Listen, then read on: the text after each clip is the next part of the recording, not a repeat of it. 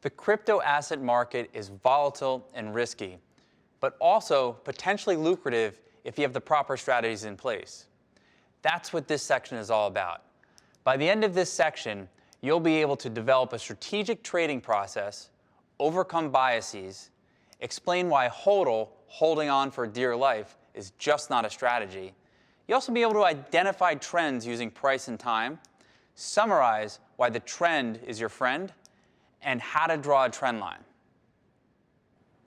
There is a saying in trading that goes, if man was always right, he'd own the world in a month. But if he never learned from his mistakes, he'd never own anything. I'm going to talk about some common mistakes that traders make that you need to identify if you're making them in order to improve on them. So most common mistakes, the first are position size too big.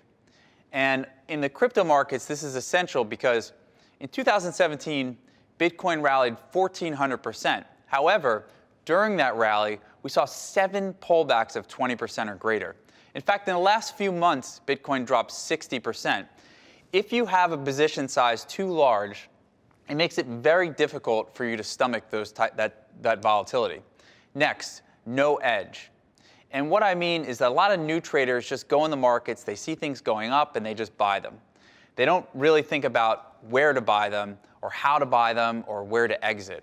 So this is a common mistake that a lot of traders make, and we'll talk more about exit strategies in another lesson. Another common mistake is overtrading. Now the problem is you may have gotten shaken out by a trade, and now you want to get right back in and make the same mistake again. So you don't want to overtrade because the commission costs are going to reduce your long-term returns. Another mistake, trading the junk.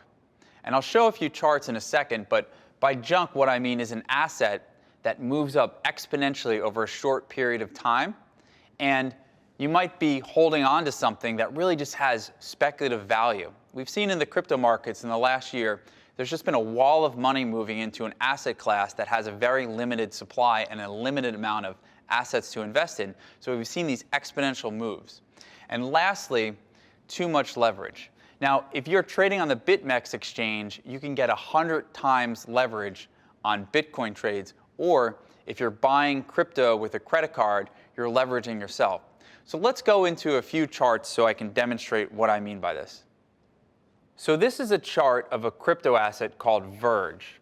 And this is a price chart of its relationship against Ethereum. Each of these candles designates 1 day in trading.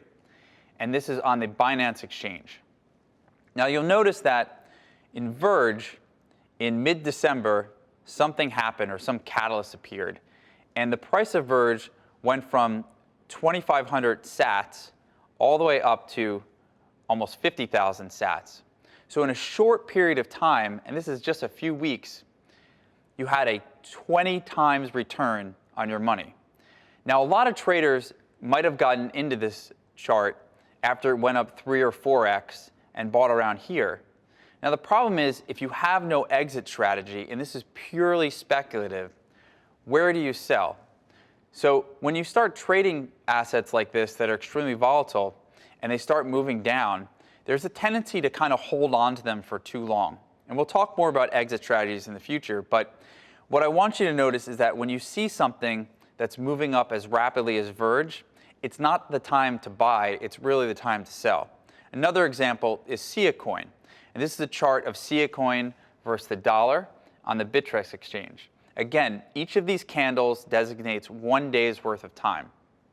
And Sia Coin was priced at about 2.5 cents or 3 cents here in mid-December, and it went up to 12 cents. This is a Forex return very rapidly.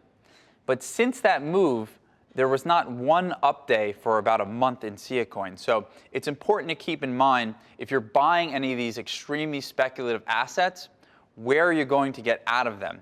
Because like we've seen in previous lessons, there's no utility value in these coins. They're just purely speculative assets.